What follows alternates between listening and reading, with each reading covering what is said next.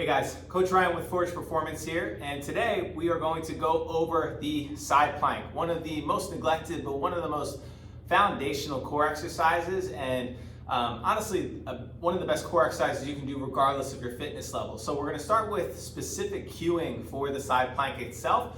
We'll go over regressed versions for beginners or people experiencing pain when they work out, all the way up to more advanced individuals by ways of increasing the intensity or ways of increasing the complexity or making the movement a little bit more dynamic. All right, so for starters, whenever we have a beginner, first place we start them with the side plank is always kneeling, regardless of their workout history, because the majority of people aren't activating the right muscle groups or supporting themselves in the right way that will enable them to do more difficult side plank exercises as they progress.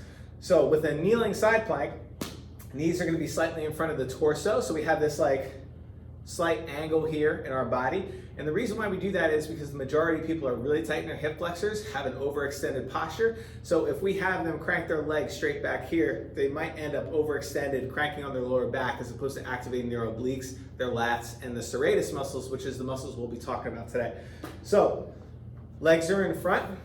We go up into a bridge, and when we bridge, we think about driving the elbow down into the floor. Again, activating the serratus, the lats, and the obliques to support us in that position. And we might hold anywhere from 5 to 20 seconds in that particular position to show that we really own it and we're activating the right muscle groups. So we'll bridge up, pushing away from the floor.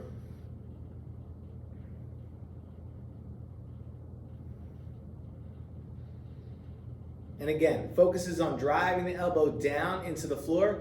I should be able to move my head side to side. My sternum should be facing straight ahead, and I should have a straight line from my nose all the way down to my knees. My hips shouldn't be slouched.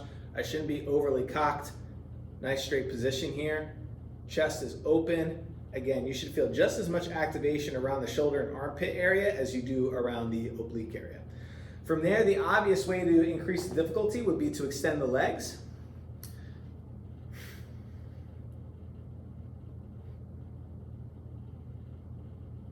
Again, we're driving down into the floor. Nice loose neck rotation here. Obliques are doing the majority of the support. If you wanted to take it even further from that posture, we can elevate the feet to make it a little bit more difficult. Now, if we want to add some resistance, the one important thing to note is that if we add resistance to a side plank, it should be making the side plank more challenging, not necessarily working some other muscle group, okay? So for instance, two of our favorite ways to make the side plank more challenging are to incorporate a row or to incorporate an arm bar. So with the row, grab onto a light mini band. Oh, you might not have seen it down there, did you? Attach it to something strong that's gonna hold its weight. Get into that same posture and row.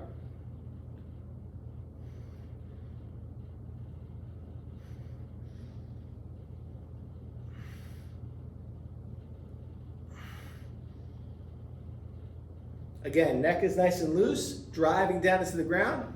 All those same foundational principles from the kneeling side plank carry through here. So that's the row. And then the arm bar variation, we take a kettlebell, get it into position first, and we'll typically roll over into a partial get up, stack the feet, make sure we have a nice straight grip here, shoulder is down out of the neck, and then we bridge.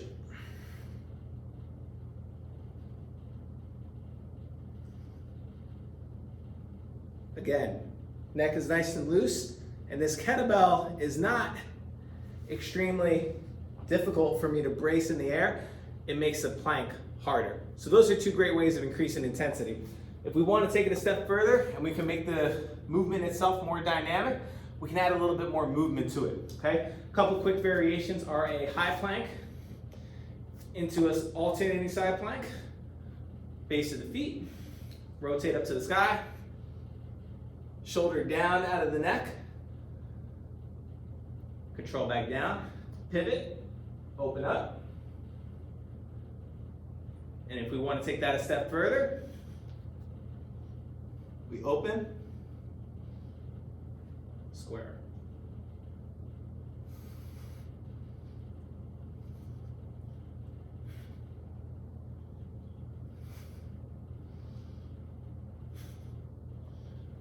can even take that same motion, come down to the floor, crisscross the arms, same idea.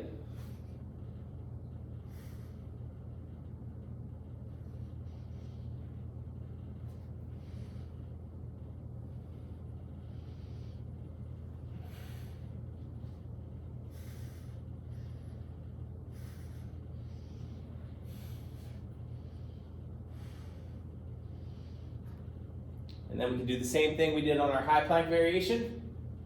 Open.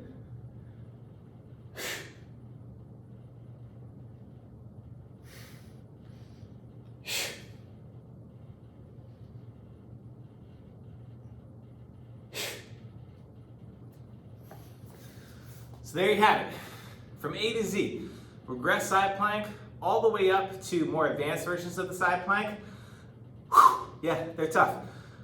Most neglected exercise for more advanced individuals, and probably the biggest place to start for someone who's a beginner or someone who is experiencing back pain with the majority of their core exercises. Get those foundational layers, build up the intensity, or build up the complexity of the movement over time. I'll see you later because I just did my whole left side and it's lit up right now. I'm gonna do the other side to even it out. I'll see you guys soon.